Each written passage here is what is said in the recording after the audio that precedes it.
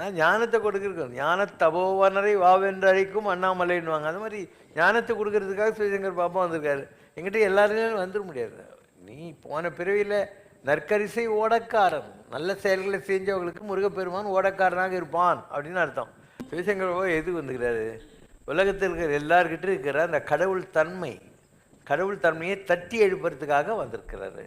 I have come to give you the subjectivity experience of God.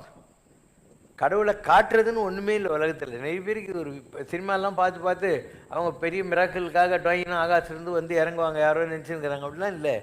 நீ கடவுள், உனக்குள்ள கடவுள் இருக்காரு.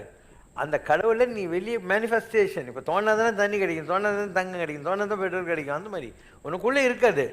அதை வெளியே கொண்டு வர்றதுக்கான முயற்சிகளை எப்படி செய்யறது அப்படின்னு கற்றுக் கொடுக்குறது தான் எந்த மகான். அது ராமானுஜர் ஆகட்டும், மாதூர் ஆகட்டும், பரமாச்சாரியர் ஆகட்டும், அவங்க வேலைலாம் இதுதான். அது